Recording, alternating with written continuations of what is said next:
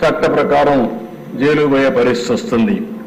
ఇంకో పక్కన దిశ public prosecutors, అప్పుడైతే నో డెడికేటెడ్ పబ్లిక్ ప్రాసిక్యూటర్స్ పెట్టలేదు, ఇప్పుడు డెడికేటెడ్ పబ్లిక్ ప్రాసిక్యూటర్స్ పెడుతున్నాం.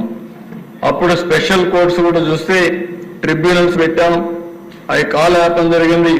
ఇప్పుడు అట్లా కాకుండా ఎక్కడికక్కడ ప్రత్యేకమైన కోర్టులు పెడతాం. కోర్టులు పెట్టి ఇంకో పక్కన దిశ అప్పుడు టైం కూడా పైకి కిందికి తిప్పేవాళ్ళు, ఇప్పుడు నిర్దిష్టమైన టైం 6 నెలలు పెట్టి ఆ కేసును ట్రయల్స్ రెగ్యులర్ గా చేసి ఎవరైతే ల్యాండ్ గ్రాబింగ్ చేశారో వాళ్ళని పనిష్ చేయడమే కాకుండా పరిష్కారం చేసే మార్గం కూడా తీసుకొస్తున్నామని చెప్పి కూడా నేను మీకు తెలియజేస్తున్నా.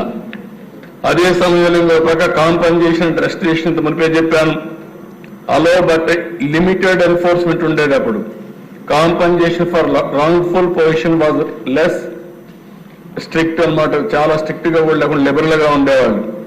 ఈసారి చట్టం మీద పెట్టాం, ensures market value compensation and property restoration. Property తీసుకుంటాం, మార్కెట్ వాల్యూ ప్రకారం కాంపన్సేషన్ ఫైన్ కట్టాల్సి వస్తుంది. అదే మరి ప్రొసీజర్ ఫ్లెక్సిబిలిటీ, ముందుసారి మీరు చూస్తే existing civil and criminal codes limiting procedure adaptability ఉండేటివి. ఈసారి అది కాకుండా ఓన్ ప్రొసీజర్స్ కూడా స్పెషల్ కోర్ట్స్ అడాప్ట్ చేస్తారు. న్యాయం చేయడం కోసం అన్ని విధాలా ముందుకు పోతారని చెప్పి నేను మీకు తెలియజేస్తున్నా. Police authority basic authorization for public investigations without specific oversight ఉండేటివి. ఈసారి చాలా పగడ్బందీగా, ఎందుకంటే ఇన్ని పవర్స్ ఇచ్చాం కాబట్టి జిల్లా కలెక్టర్ పర్మిషన్ తీసుకొని ఎస్పీ గాని వీళ్ళంతా ముందుకు ప్రొసీడ్ అవుతారు. ఒక డిఎస్పీ కంటే పైనుండే ఆఫీసర్ని పెట్టి ఇన్వెస్టిగేషన్ చేయడం, అక్కడి నుంచి ప్రాసిక్యూషన్ చేయడం జరుగుతుందని చెప్పి కూడా నేను మీకు తెలియజేస్తున్నా. ఇంకో పక్కన ఈసారి మొత్తం డెడికేటెడ్ కమిటీస్ పబ్లిక్ ప్రాసిక్యూటర్స్ ని పెట్టాం. ప్రతి ఒక్క కేసుకు కూడా పబ్లిక్ ప్రాసిక్యూటర్ని పెట్టి పగడ్బందీగా చట్టాన్ని అమలు చేసి ఎవరైనా సరే ఇది కానీ ఉల్లంఘిస్తే చాలా ఫర్మ్ గా యాక్ట్ చేస్తున్నామని చెప్పి కూడా నేను మీకు తెలియజేస్తున్నా. రెండో యాక్ట్ దిశ, ఇవన్నీ చేయాలంటే ఇంకా కూడా చాలా సమస్యలు ఉన్నాయి రాష్ట్రంలో. పీడీ యాక్ట్ కూడా పదును పెడుతున్నాం. నేను ఈ విషయం మీరందరికీ కూడా ఎందుకు చాలా గట్టిగా చెప్తున్నానంటే ప్రజలకు కూడా అర్థం కావాల్సిన అవసరం ఉంది. ఇప్పుడే కొంతమంది మాట్లాడుతూ ఉంటున్నాను, విన్నప్పుడు ఒక లెక్కలేనితనం వచ్చింది, ఏం చేసినా జరిగిపోతుందని ఒక అలవాటు అయిపోయింది, మెంటల్ గా కూడా ప్రిపరేషన్ అయ్యారు. అలాంటి సమయంలో పగడ్బందీగా చట్టం ఉంటే తప్ప, పనిష్మెంట్ కూడా అదే మోతాదులు ఉంటే తప్ప వీళ్ళు భయపడే పరిస్థితి రాదు. అందుకే పీడీ యాక్ట్ కూడా పదును పెట్టాం. తెలంగాణ, తమిళనాడు, మహారాష్ట్ర, గుజరాత్ కూడా స్టడీ చేశాం. అక్కడ ఉండే చట్టాన్ని అంతా తీసుకుని ఏబీవీ పీడీ యాక్ట్ లో పెట్టగలుగుతాం, ఎన్ని పెట్టాం. ఇందులో కూడా మీరు చూస్తే అధ్యక్ష చాలా విషయాలు ఈరోజు మీరు చూసినప్పుడు స్పూరియస్ సీడ్స్ అఫెండర్స్, కల్తీ విత్తనాలు అమ్మేస్తున్నారు, రైతులు మోసపోతున్నారు, చెప్తే వీళ్ళు ఏమాత్రం కూడా పట్టించుకోకపోతే అవి కూడా తీసుకొచ్చుకున్నాయి. Insecticide offenders, fertilizers offender, food adulteration offenders, fake document offenders, scheduled commodities offenders. ఇవి కాకుండా violations of forest and wildlife protection acts, gambling offenders, explosive substances offenders, arms offenders, sexual offenders, cyber crime offenders, white collar or financial offenders. Final గా దిశ rice smuggling కూడా ఇప్పుడే add చేయమన్నాం, అది కూడా add చేశారు. ఇసుక కూడా మాఫియా తయారైతే వాళ్ళపైన కూడా పీడీ యాక్ట్ పెడతాం, దీన్ని కూడా ఆ సబ్జెక్ట్ కూడా ఇందులో ఇంక్లూడ్ చేస్తున్నాం అని చెప్పి కూడా నేను మీకు తెలియజేస్తున్నాను. ప్రభుత్వం నేను ఒకటే అందరినీ కోరుతున్నా, ఈరోజు మన అందరం కూడా గుర్తుపెట్టుకోవాల్సిన అవసరం ఉంది. లా అండ్ ఆర్డర్ మెయింటైన్ చేస్తేనే భవిష్యత్తులో ఈ రాష్ట్రానికి పెట్టుబడులు వస్తాయి. అన్నింటికంటే ముఖ్యంగా అధ్యక్ష టూరిజం. ఎక్కడన్నా టూరిజం రావాలంటే ఈ రాష్ట్రంలో భద్రత లేదని అభిప్రాయం వస్తే ఏ ఒక్కరు కూడా టూరిజం రారు. మొన్న చూసే అధ్యక్ష మేము ఆ రోజు చాలా బాధపడ్డాం. ఎక్కడో విదేశాల నుంచి ఒక మహిళ వస్తే నెల్లూరు జిల్లాలో ఆ అమ్మాయి పైన కిడ్నాప్ చేసి చాలా అసభ్యంగా ప్రవర్తిస్తే ఆ అమ్మాయిని రక్షించాలంటే పెద్ద కష్టమయ్యే పరిస్థితి వచ్చింది. ప్రభుత్వం పట్టించుకున్న దాఖలాలు లేవు. అందుకే ఈరోజు నేను ఒకటే కోరుతున్నా, ఈ రెండు యాక్ట్, ఒక టూరిజం డెవలప్ కావాలన్నా, పెట్టుబడులు రావాలన్నా, ఇండస్ట్రీ రావాలన్నా, అభివృద్ధి జరగాలన్నా, నాలెడ్జ్ ఎకానమీకి ఆంధ్రప్రదేశ్ చిరునామాగా తయారు కావాలంటే లా అండ్ ఆర్డర్ చాలా ముఖ్యం. శాంతి భద్రతలు ఉంటేనే ఇది సాధ్యం. ఆ విషయం మనందరం గుర్తుపెట్టుకోవాల్సిన అవసరం ఉంది. నిన్న మొన్న మనం మాట్లాడాం. ఏదో మనల్ని అవమానించారనే ఉద్దేశంతో మనం మాట్లాడడం లేదు. కానీ ఈరోజు మనం ఆలోచించేది రాష్ట్ర భవిష్యత్తు కోసం ఆలోచిస్తున్నాం. రేపు మళ్ళీ నేను ఒకసారి స్వర్ణాంధ్రప్రదేశ్ విజన్ 2047 డాక్యుమెంట్ కూడా మీ ముందర పెడుతున్నాను. ఇప్పటికే చాలా చర్చలు చేశాం. రాష్ట్రాన్ని ఒక అగ్ర రాష్ట్రంగా తయారు చేయడానికి, ప్రపంచంలోని నాలెడ్జ్ ఎకానమీకి చిరునామాగా ఆంధ్రప్రదేశ్ తయారు కావడానికి మనందరంగా ఆలోచిస్తే ఇది సాధ్యం. అది సాధ్యం కావాలంటే లా అండ్ ఆర్డర్ చాలా ముఖ్యమని చెప్పి కూడా మీకు తెలియజేస్తున్నాం. ఒక పక్క పోలీసు వ్యవస్థను ప్రక్షాళన చేస్తున్నాం.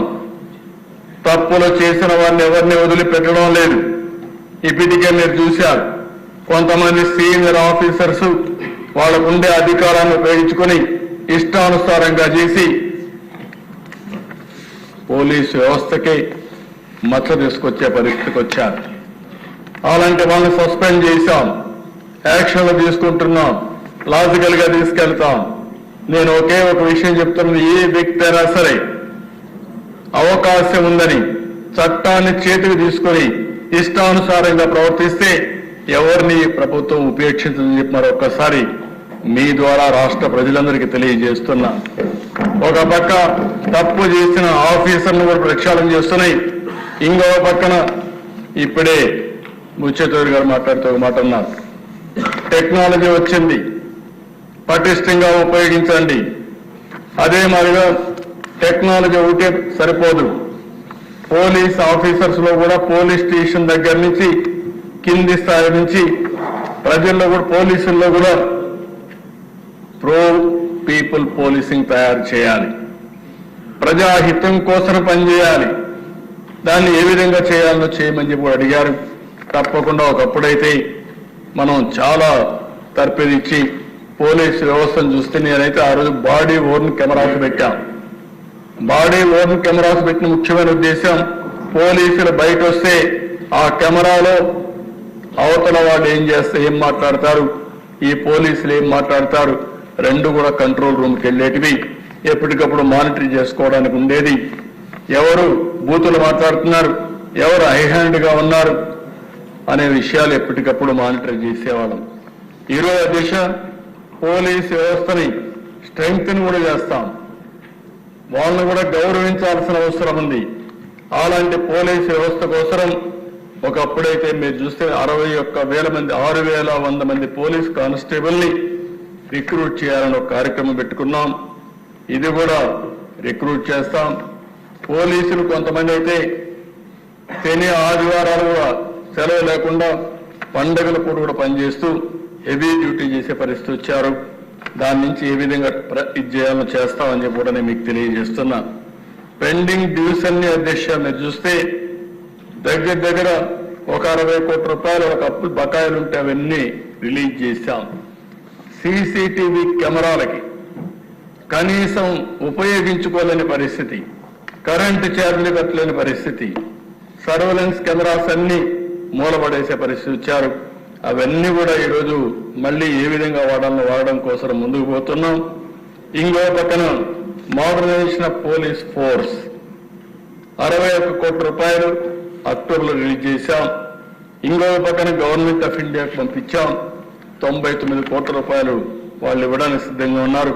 అది కూడా తీసుకొచ్చి పోలీస్ ఫోర్స్ ని మోడర్నైజ్ చేస్తామని చెప్పి కూడా నేను మీకు తెలియజేస్తున్నాను. కడాన దిశ పోలీసు వెహికల్స్ కూడా నడిచే పరిస్థితి లేకుండా చేశారు. వేరే వాళ్ళ పోలీసు వాహనాలు తీసుకోవాల్సిన పరిస్థితి వచ్చింది. ముఖ్యమంత్రి టూరు పోతే వెహికల్స్ లేకుండా ప్రైవేట్ వెహికల్స్ పెట్టుకొని బలవంతంగా లాక్కునే పరిస్థితికి వచ్చారు. వాళ్ళు కూడా ఫోర్స్ ఎక్కడ దొరికితే అక్కడ కారు కబ్జాలు చేయడం, ఇలాంటివన్నీ చేసి ప్రతిష్ట పూర్తిగా దెబ్బతీశారు. అందుకే ఆలోచించాం 2812 కొత్త వాహనాలకు 280 కోట్ల రూపాయల డబ్బులు శాంక్షన్ చేశాం. ఎక్కడా రాజీ పడడం లేదు. ఇంకో పక్కన దిశ పోలీసు వాహనాలకి 4 వీలర్కి వీళ్ళు ఇచ్చే పెట్రోల్ చాలకపోతే వీళ్ళు వేరే వాళ్ళపైన ఆధారపడే పరిస్థితి వచ్చారు. అందుకే 150 లీటర్లుంటే దాన్ని 300 లీటర్లు చేశాం. 2 వీలర్కి 25 లీటర్లుంటే 50 లీటర్లు చేశాం. ఏ పోలీస్ ఆఫీసర్ కూడా వేరే వాళ్ళపైన ఆధారపడకుండా ఒక నీతిగా నిజాయితీగా ఉండే విధంగా డ్యూటీ చేసే విధంగా ముందుకు పోతామని చెప్పి కూడా నేను మీకు తెలియజేస్తున్నా. పోయిన గవర్నమెంట్ అధ్యక్ష దగ్గర 859 కోట్ల రూపాయలు పోలీసులు కూడా బకాయిలు పెట్టారు. ఎస్ఎల్ఎస్ కానీ, ఏఎస్ఎల్ఎస్ కానీ, జీపీఎఫ్ కానీ, ఏపీజీఎల్ఏ కానీ ఇవన్నీ పెండింగ్ పెట్టే పరిస్థితికి వచ్చారు. ఎందుకంటే వీళ్ళ కష్టాలు నాకు తెలుసు. ఫేజ్డ్ మేనర్ వీలైనంత తొందరలో ఆ డబ్బులు రిలీజ్ చేస్తామని ఈ సభాముఖంగా వారికి హామీ ఇస్తున్నాను అధ్యక్ష. మొన్నే అధ్యక్ష వెల్ఫేర్ ఫండ్ కింద మొన్నే 20 కోట్ల రూపాయలు పోలీసులకు రిలీజ్ చేశామని చెప్పి కూడా నేను మీకు తెలియజేస్తున్నా. ఇంకో పక్కన నేను హైదరాబాద్ లో ఉన్నప్పుడు ఆ రోజు సమైక్య ఆంధ్రప్రదేశ్ లో ఒక పోలీస్ మెమోరియల్ మనం చేయాలంటే అక్కడ ఒక మార్టియర్స్ డే జరుపుకోవాలంటే గోషామహల్ పోయేవాళ్ళం. ఇలాంటి ప్లేస్ కూడా లేకుండా పోయే పరిస్థితి వచ్చింది. మొన్నే అనౌన్స్ చేశా ఒక 5 ఎకరాల భూమి రాజధానిలో ఇస్తాం, నెక్స్ట్ ఇయర్ నుంచి ఇక్కడనే మనం జరుపుకుంటామని చెప్పి కూడా చెప్పాను. అందుకని పోలీసు మార్టియర్స్ మెమోరియల్ డే కూడా ఒక గ్రౌండ్ ఇస్తామని చెప్పి కూడా నేను మీకు తెలియజేస్తున్నా. ఇది కాకుండా అధ్యక్ష ప్రతి ఒక్క జిల్లాకి ఒక సైబర్ పోలీస్ స్టేషన్ పెడుతున్నాం. నేను ఒకటే చెప్తున్నాను, ఎవరైనా సరే మీరు సైబర్ లాలో తెలివైన వాళ్ళని ఏమైనా చేస్తామని ప్రపంచంలో ఎక్కడైనా సరే మేము పెట్టగలుగుతాం. పెట్టిన తర్వాత మీరు వెరిఫై చేసుకోలేరు, మేము డ్యామేజ్ చేస్తాం అని సవాల్ విసిరితే చెప్తున్నా. మీకంటే తెలివైన వ్యవస్థగా పోలీసు వ్యవస్థను తయారు చేస్తాం. ప్రపంచంలో ఉండే బెస్ట్ సైబర్ ఎక్స్పర్ట్స్ పెట్టుకుంటాం. ఎక్కడ నువ్వు పెట్టినా, ప్రపంచంలో ఎక్కడి నుంచి పెట్టినా నిన్ను తీసుకొచ్చి ఇక్కడ జైల్లో పెట్టే బాధ్యత ఈ ప్రభుత్వం తీసుకుంటుంది, గుర్తుపెట్టుకోమని హెచ్చరిస్తున్నాను. ఇంకో పక్కన దేశ ఎఫ్ఎస్ఎల్ కనీసం దేశ ఏపీ ఫారెన్సిక్ సైన్స్ ల్యాబొరేటరీ తుళ్ళూరులో పెట్టాం. 152 కోట్ల రూపాయల గ్రాంట్ కూడా ఇచ్చారు. అది కూడా చేయలేకుండా అడ్డం పెట్టే పరిస్థితి వచ్చారు. దాన్ని పూర్తి చేస్తాం. రీజనల్ ఫారెన్సిక్ ల్యాబ్స్ కూడా తిరుపతి, రాజమండ్రి, అనంతపురంలో పెట్టి అవి కూడా స్ట్రెంగ్తన్ చేస్తాం. ఇంకో పక్క Disha NFSU national forensic science university campus కూడా ఇక్కడ ఎస్టాబ్లిష్ చేస్తాం. కడాన పోలీస్ డాగ్స్ ని రెవెన్యూ డివిజన్ వారికి ఇస్తే అవి కూడా ఇప్పుడు సమర్థవంతంగా లేవు అధ్యక్ష. ఫారెన్సిక్ ఎవిడెన్సెస్ కూడా కలెక్ట్ చేసే పరిస్థితులు లేవు. అందుకే ఇవన్నీ కూడా పటిష్టమైన వ్యవస్థను తీసుకొస్తాం. ఎవరైనా తప్పు చేయాలనుకుంటే చేయకు మునిపే పట్టుకుంటాం. అందుకే ఎన్నోసార్లు చెప్పాను, ఇన్విజిబుల్ పోలీస్, విజిబుల్ పోలీసింగ్. ఇది తెలుగుదేశం ఎన్డీఏ ప్రభుత్వం యొక్క నినాదం. ఇది చేస్తాం. ఎవరు ఎక్కడ తప్పు చేయాలన్నా చేయక మునిపే నివారించే బాధ్యత. అవసరమైతే ఎక్కడికక్కడ టెక్నాలజీ మొత్తం పెనిట్రేట్ చేస్తాం. ఒక దిక్కడని కాదు, ఇప్పుడే మీరు చూస్తే యాంటీ డ్రగ్స్ క్యాంపెయిన్ కోసం ఒక పేరు కూడా పెట్టాం, ఈగల్ అనే పేరు పెట్టాం. Elite anti narcotics group for law enforcement అనే పేరు పెట్టి, అంటే ఎక్కడైతే డేగ కన్ను రాష్ట్రం మొత్తం ఉంటుంది. ఎవడు ఎక్కడ తప్పు చేయాలన్నా ఖబర్దార్ జాగ్రత్తగా ఉండండి. లా అండ్ ఆర్డర్లో మాత్రం యూ కెనాట్ ఎస్కేప్. ఏదైనా చేయాలంటే మీరు నేరస్తులైతే మీ తెలివితేటలో 10 రెట్లు ఎక్కువగా ఉండి పోలీసింగ్ చేసే వ్యవస్థ ఏర్పాటు చేసే బాధ్యత ఈ ప్రభుత్వాన్ని చెప్పి నేను మీకు తెలియజేస్తున్నా. ఓసారి బాధ దిశ చెప్పకపోతే ప్రజలకు అర్థం కాదు. ఓసారి మనం ఒకసారి చూస్తే ఎంత బాధేస్తుందంటే దిశ ఎన్ని డ్రామాలు వేస్తారంటే లాస్ట్ టైం మీరు ఒకసారి చూశారు దిశ. ఆ డ్రామాల్లో భాగంగా మనమందరం ఏ విధంగా మోసపోతామో ఒక ఇది చూసినప్పుడు అధ్యక్ష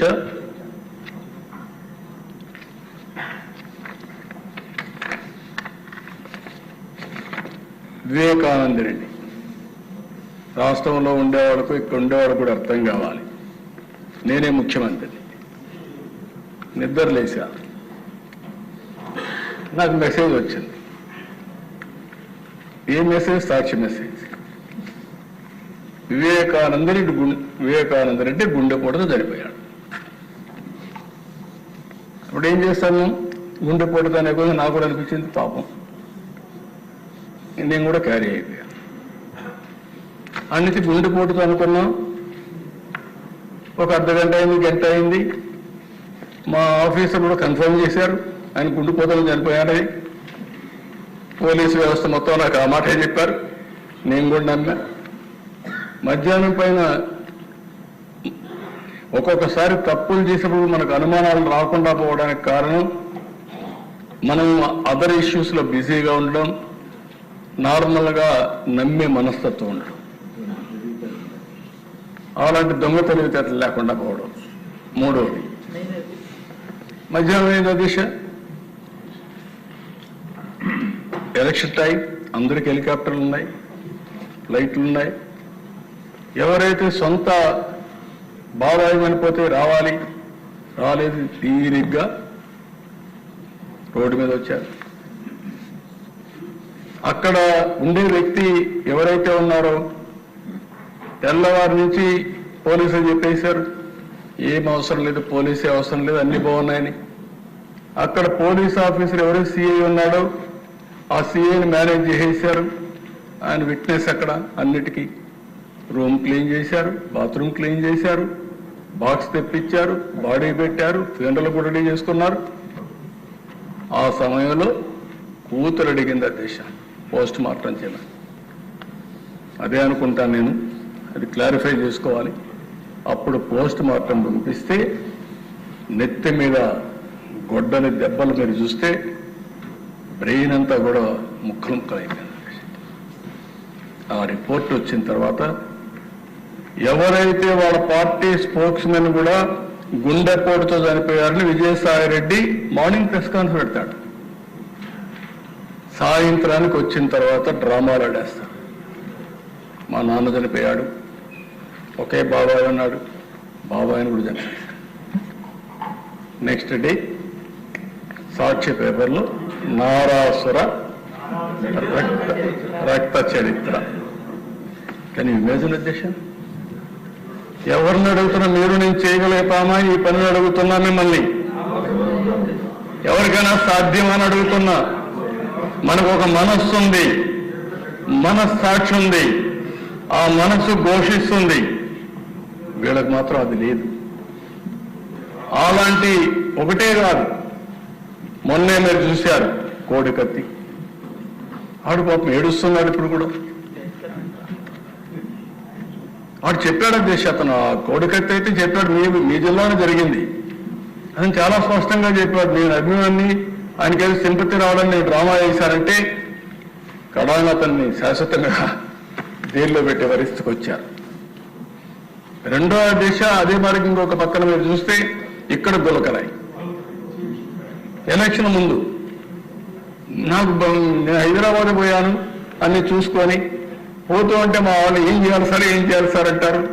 అంటే సింపతి వచ్చేస్తుంది ఎలక్షన్ ముందు. ఏంటి డ్రామాలు ఏంటి? నా జీవితంలో చాలా మంది రాజకీయ నాయకులతో నేను పోరాడాను, కానీ ఇలాంటి రాజకీయాలు నేను ఎప్పుడు చూడలేదు అధ్యక్ష. ఇప్పుడు నాకు కొత్త, కానీ నాకు ఒక బాధ్యత ఉంది. రాజకీయ ముసుగులో నేరస్తులు కావాలని నేరాలు చేస్తే రాజకీయ ముసుగు తీసి నేరస్తులుగా ట్రీట్ చేసి రాష్ట్రానికి రక్షణ కల్పిస్తా లా అండ్ ఆర్డర్ మెయింటైన్ చేస్తాం. ఇష్టానుసారంగా చేయొద్దండి. మెయిన్ స్ట్రీమ్కి రండి, మెయిన్ స్ట్రీమ్లో పనిచేయండి, ప్రజల కోసం పోటీ పడండి. మేమేమైనా తప్పులు చేసి చెప్పండి, వింటాం, సరి చేసుకుంటాం. కానీ ఇష్టానుసారంగా మీ ఇష్టంగా చేయాలంటే మాత్రం మీ ఆటలో సాగలేమని ఈ అసెంబ్లీ సాక్షిగా మరొకసారి చెప్తున్నాను అధ్యక్ష. అందుకే రౌడీల కోసరం, ల్యాండ్ గ్రాబర్స్ కోసరం, ఎవరైతే సంఘ విద్రోహ శక్తులు ఉన్నారో వారి కోసం చెప్తున్నా, ఈ 2 చట్టాలు మీ గుండెల్లో రైళ్లు పరిగెత్తే విధంగా అమలు చేస్తామని చెప్పి మరొకసారి తెలియజేసుకుంటూ, నాకు ఒకే కోరిక, నా ఆలోచన ఒకటే, రాష్ట్రంలో శాంతి భద్రతలు పరిరక్షించాలి. ఏ మారుమూల ప్రాంతంలోనే సరే ఎవరైనా తప్పు చేయాలంటే భయపడే పరిస్థితి ఉండాలి. ఎవరైనా గంజాయి తీసుకున్న తర్వాత కూడా ఏదైనా ఒక అమ్మాయి పైన అఘాయిత్యం చేయాలంటే అదే చివరి రోజునే భయమతరకు ఉండాల్సిన అవసరం ఉంది.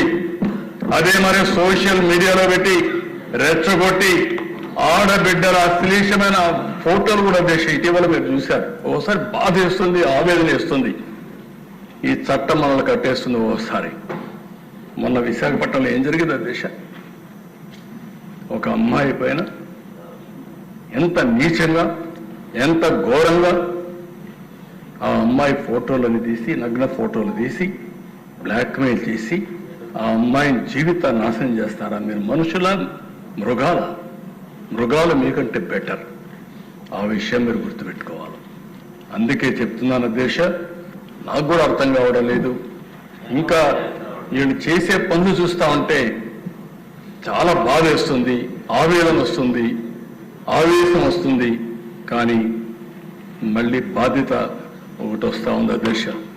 అందుకే నేను చెప్తున్నా, తల్లిదండ్రులు కూడా విజ్ఞప్తి చేస్తున్నా, మన పిల్లల్ని ఇప్పుడే మాధవరెడ్డి గారు చెప్పినట్టు ఒక మాట చెప్పారు, చిన్నప్పుడే మత్తు ఇంజక్షన్ ఇచ్చేయడం. చిన్న పిల్లల్ని 2 ఏళ్ళు, 3 ఏళ్ళు, 5 ఏళ్ళు, ఏంటివన్నీ ఈ అఘాయిత్యాలు? ఎక్కడికి పోతున్నాం? ఎప్పుడన్నా విన్నామా ఇవి? ఎంత దారుణం అంటే అలాంటి దారుణానికి వచ్చాం. అంటే ఒక విధంగా చెప్పాలంటే ఒక నీచమైన ఆలోచనలు కూడా వచ్చే పరిస్థితి వచ్చింది. ఇది పోవాలంటే నేను ఒక మాట చెప్పాను ఒకప్పుడు, break silence, talk about AIDS అని చెప్పాను. అప్పుడు ఆ ఎయిడ్స్ అనేది పెద్ద స్టిగ్మా, ఎవరు మాట్లాడరు. ఎయిడ్స్ మాట్లాడితే మమ్మల్ని అనుమానిస్తారు. అలాంటి సందర్భంలో నేను బ్రేక్ చేసిన తర్వాత పెద్ద ఎత్తున చర్చనీయాంశం చేస్తే ఎయిడ్స్ని నివారించగలిగాం, ప్రజల్లో అవేర్నెస్ తేగలిగాం. దానివల్ల చాలా వరకు ఉపయోగపడింది. ఇప్పుడు కూడా ఇలాంటి నేరాలు జరిగినప్పుడు చర్చ చేయాలి. వాళ్ళని ప్రజా జీవితంలో ప్రజల దగ్గర నుంచి దూరం చేయాలి, సమాజంలో చీకొట్టాలి. కొన్ని దిక్కలు నేను చూశాను, నిన్న ఇలాంటి వాళ్ళపైన ప్రజలు తిరుగుబాటు చేసి కొట్టే పరిస్థితికి వచ్చారు. అది జరగాలి. పోలీసులు పోయే లోపలనే మాకెందుకని బాధ్యత లేకుండా వదిలిపెట్టడం కాదు. రేపు వాళ్ళకి జరిగింది, రేపు మీ ఇంట్లో జరుగుతుంది, రేపు మీకు జరుగుతుంది.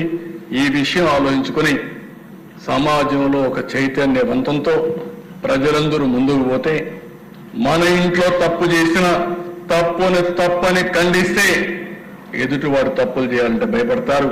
అది రావాలని కోరుకుంటున్నా. తొందరలో ఒక పెద్ద ర్యాలీ దిద్దాం. డ్రగ్స్ పైన, గంజాయి పైన, ఈ ఆడబిడ్డల పైన అత్యాచారాల పైన ఒక ర్యాలీ దిద్దాం. ప్రజా చైతన్యం తీసుకొస్తాం. ప్రతి ఒక్క స్టూడెంట్ ఆలోచించుకోవాలి, ప్రతి ఒక్క తల్లిదండ్రులు ఆలోచించుకోవాలి. మన పిల్లల్ని మనం ఎడ్యుకేట్ చేయాలి, సమాజంలో చైతన్యం తేవాలి. అల్టిమేట్ గా ఈ రాష్ట్రంలో లా అండ్ ఆర్డర్ మెయింటైన్ చేసే బాధ్యత ఈ ప్రభుత్వం తీసుకుంటుందని చెప్పి మరొకసారి తెలియజేసుకుంటూ, ఈ రోజు మళ్ళీ హామీ ఇస్తున్నా, ఇంకా కూడా నాకు తృప్తి లేదు అధ్యక్ష. ఎందుకంటే ఇన్ని ప్రయత్నాలు చేసినా ఎవడో ఒకడు విపరీతమైన ధోరణితో ముందుకు పోయి అక్కడక్కడ ఎలాంటి సంఘటనలు జరుగుతున్నాయి. ఏది ఏమైనా ఈ ప్రభుత్వానికి ఒక దృఢ సంకల్పం ఉంది. ఎట్టి పరిస్థితుల్లో లా అండ్ ఆర్డర్ కాపాడి ఆంధ్రప్రదేశ్ లో ఉండే ప్రజలు